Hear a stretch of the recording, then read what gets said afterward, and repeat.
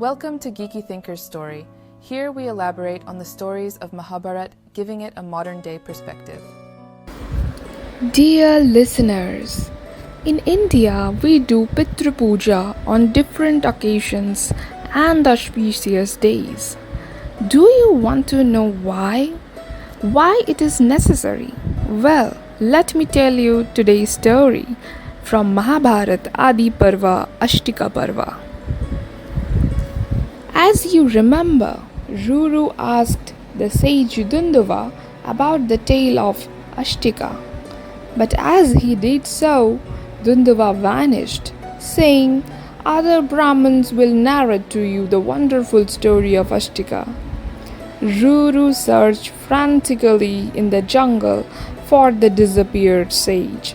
He ran far and wide but couldn't find Dunduva anywhere. Exhausted, Ruru fell to the ground. Perplexed by the sage's parting words, Ruru's head spun, and he fainted. Regaining consciousness, he went home and asked his father to tell him Astika's story, saying, "Why did the mighty king Janmejaya decide to perform the snake sacrifice to burn the race of snakes?" Guys, do you remember the name of Ruru's father? Tell me in the comment section below. Astika's father was a very powerful rishi. As he was a celibate, always engaged in austerities, he ate very little, was a great renunciant, and had conquered his desires. His name was Rishi Jaratgaru, the foremost among the Yayavaras, virtuous, observing strict vows, blessed with great spiritual powers. Jaratgaru once embarked on a pilgrimage across the world. He visited diverse places, bathed in many sacred rivers and ponds, and rested wherever night fell. Possessing tremendous vigor, he practiced such severe austerities that few men lacking in self-control could endure. Jaratgaru sustained himself by breathing air alone and never slept. Roaming the earth like a wildfire, one day he saw his ancestors hanging upside down in a deep pit, their heads pointing down and feet up. Jaratgaru addressed them.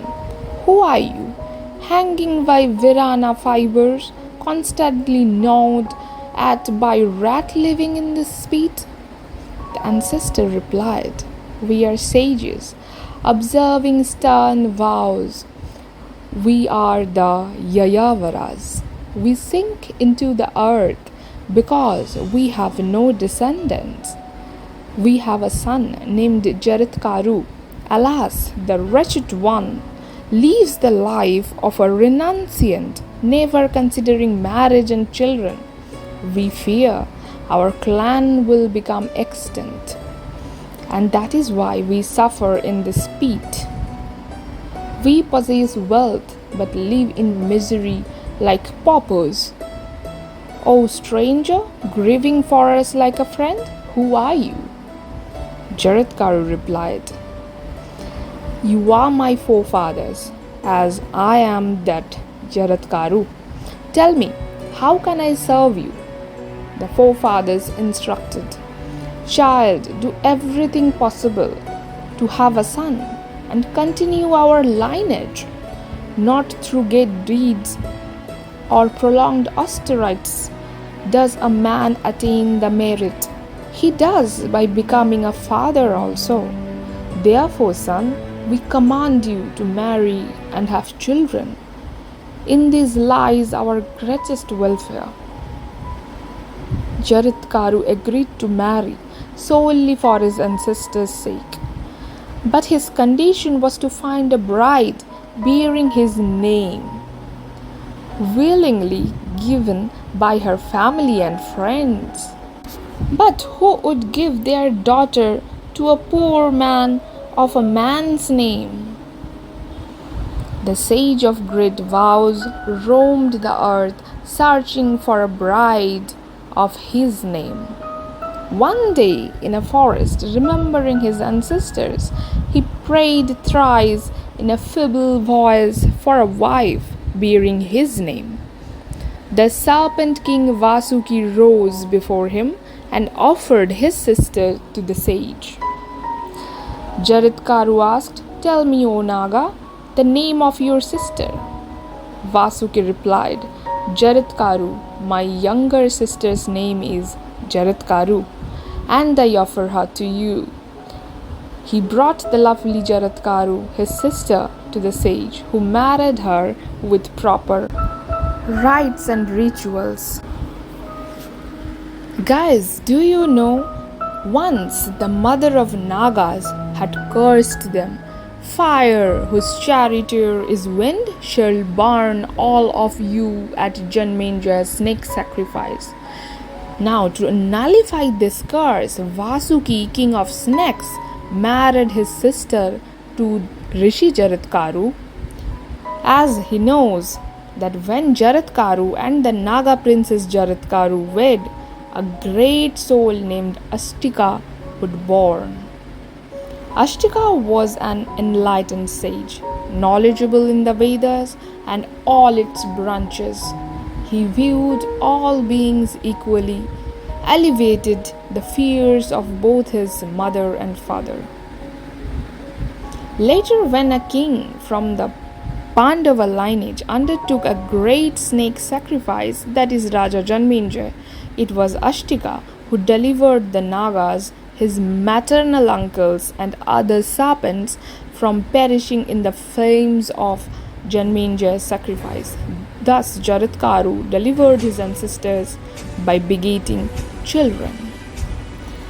Do you want to know how Astika becomes the savior of serpents?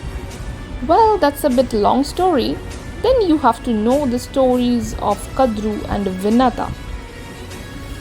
In the Kriti Yuga, which is before Sati Yuga, that is the golden age, Prajapati Daksh had two wonderful, beautiful daughters named Kadru and Vinata, who became wives of Kashyap. Kashyap was greatly pleased with his two wives and granted them each a boon. When they heard this, they rejoiced. Kadru wished for 1,000 splendid Naga sons to be born to her. Vinata desired 2 sons, stronger, greater, more powerful, more vital and more radiant than Kadru's son. Kashyap said, "So be it," granting Kadru her wish for 1,000 sons and Vinata's her wish for 2 superior sons. Vinata was delighted with her 2 superior sons, as was her sister with her 1,000. "Carefully carry the embryos," said Kashyap, and then he departed into the forest. After a long pregnancy, Kadru gave birth to 1,000 eggs and Vinata to 2. Their maidservants placed the eggs separately in warm vessels. 500 years passed. Then one day, Kadru's 1,000 eggs cracked open with a thunderous sound, and her 1,000 radiant sons were born. But Vinata's sons didn't appear. Jealous Vinata broke open one of her eggs prematurely. Inside, she found a child with fully formed upper limbs, but the lower part of the body was still underdeveloped and stunted. The child in the egg cursed his mother. "Since you broke my shell before time, you will be a slave. If you wait 500 years more and do not try to crack open the other egg, the radiant child within it will deliver you freedom from slavery." If you truly desire a strong son, you must tenderly nurture the egg for those 500 years. Having cursed his mother, the child rose into the sky. That child was Arun, the charioteer of Surya, whom we see every morning at dawn. When 500 years passed, the other egg burst open, and from it emerged the magnificent Garuda, the serpent eater. As soon as he saw the light of the day, Vinata's son left his mother. The lord of all birds felt hungry and took wing in search of the food that the creator of all things had ordained for him, promising to return at the right time.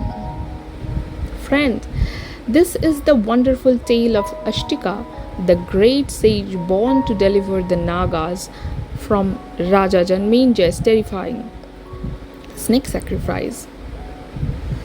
Astika's father, Jaratgaru, was a powerful sage who married the Naga princess Jaratgaru.